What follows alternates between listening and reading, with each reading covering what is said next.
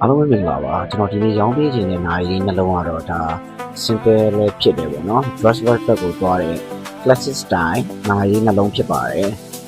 ပထမဆုံးတစ်လုံးကတော့ဒါ DW လေးပေါ့နော် Daniel Welcome ဖြစ်ပါတယ်သူကလည်း O power ကက်ကက်လေးနဲ့ဒါဝက်လိုက်ရင်တော်တော်လေးကို dressy ဘက်ကိုသွားတဲ့နိုင်လေးဖြစ်ပါတယ် case diameter 36mm ဖြစ်ပြီးတော့သူ့ရဲ့ဒီအထူကဆိုရင်တော့6mm ပဲရှိပါတယ်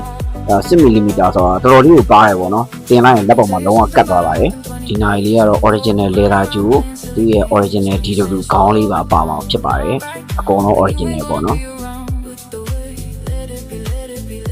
ရှုံးသွားကြောင်းသွားဝစ်စင်မယ်ဆိုရင်တော့တော်လေးကိုဒါလက်ရှိဖြစ်တဲ့ bike ကိုရမှာသိချတယ်လို့ကျွန်တော်မှတ်ခံပါတယ်နောက်ထပ်တစ်လုံးကတော့ဒါ vintage နိုင်ကိုကြိုက်တဲ့ညီကိုတွေတော့ပါဘာလဲဆိုတော့သူက citizen ကထုတ်ထားတဲ့ artisan နိုင်လေးဖြစ်ပါတယ်ဒီနိုင်လေးကိုတော့ဒီတောင်းခွဲတာ handmade လေးကကျအကောင်းလေးတက်ပြီးထားပါတယ်သူကတော့ဒါ size ကတော့ဒါ 33mm လောက်ပဲရှိရပေါ့နော်ဒါပေမဲ့လည်းတော်တော်လေးကို dressy ဖြစ်တယ်ဗျာဝတ်လိုက်ရင် power ကက်ကက်လေးနဲ့လုံးဝမိုက်ပါတယ်အဆုံးထိကြည့်ပြတဲ့အားလုံးကျေးဇူးတင်ပါတယ်ခင်ဗျာ